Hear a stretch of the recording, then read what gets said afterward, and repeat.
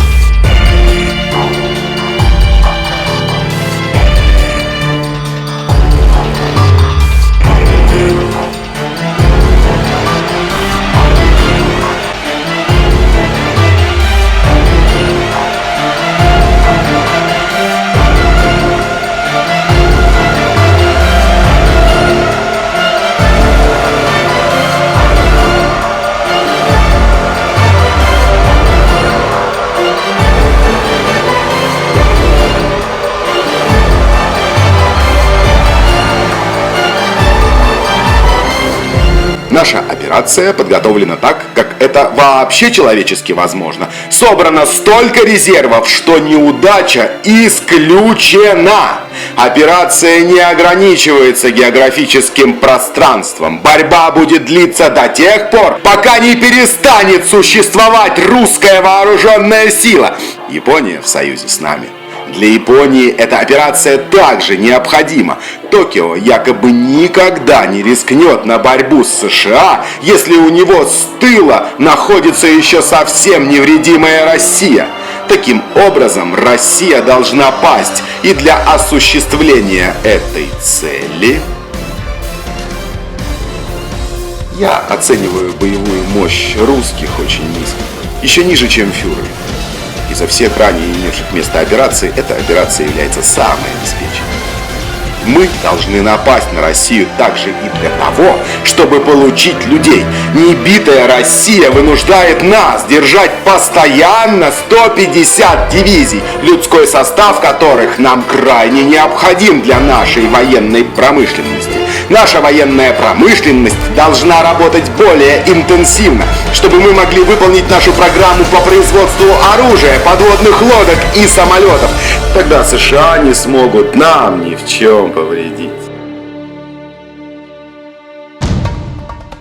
Имеется материал, сырье и машины для работы в 3 смены, но не хватает людей.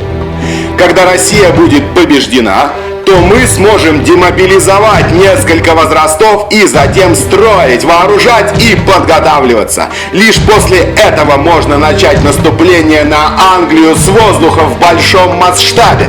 Вторжение в Англию с суши при всех обстоятельствах вряд ли возможно. Таким образом, надо создать другие гарантии победы. На этот раз мы идем совершенно другим путем, чем обычно, и играем новую пластинку.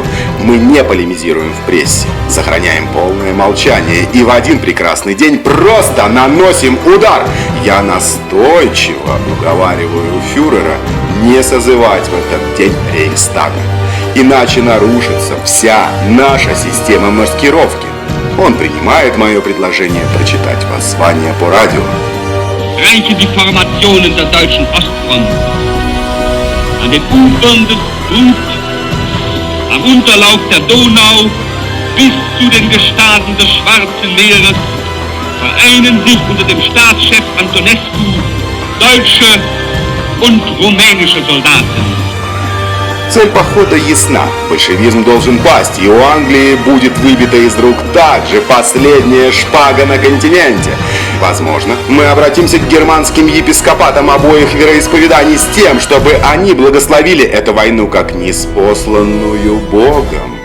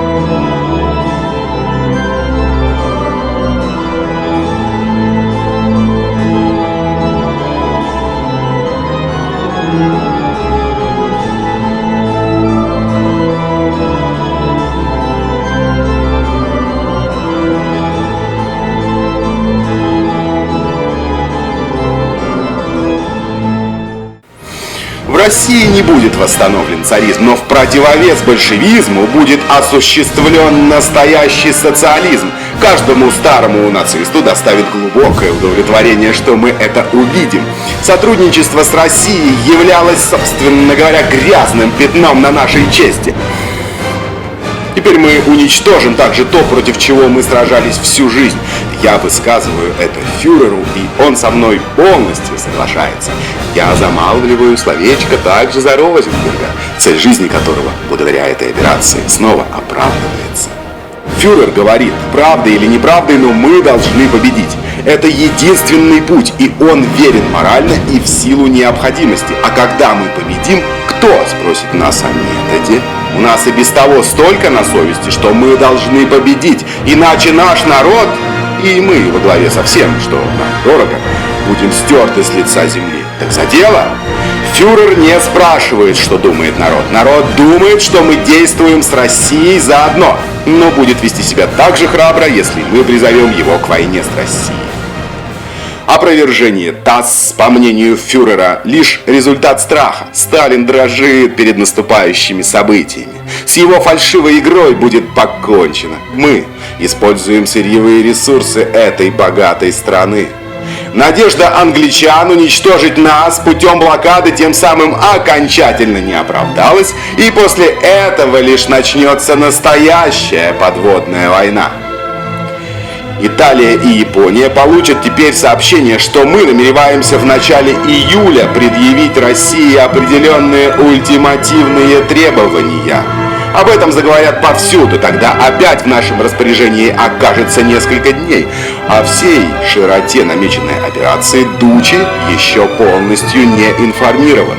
Антонеску знает немного больше. Румыния и Финляндия выступают вместе с нами. Итак, вперед! Богатые поля Украины манят.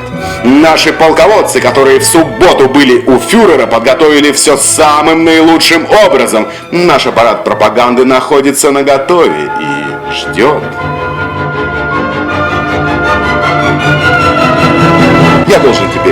все самым тщательным образом.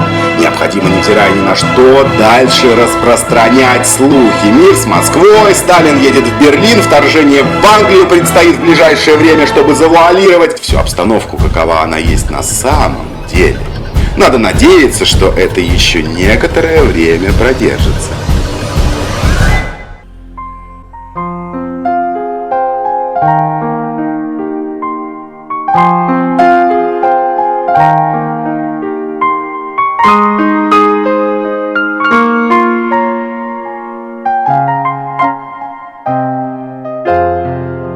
Проехал через парк, через задний портал, где люди беззаботно гуляют под дождем. Счастливые люди, которые ничего еще не знают о всех наших заботах и живут лишь одним днем. Ради всех них работаем и боремся мы, и берем на себя любой риск, дабы здравствовал наш народ.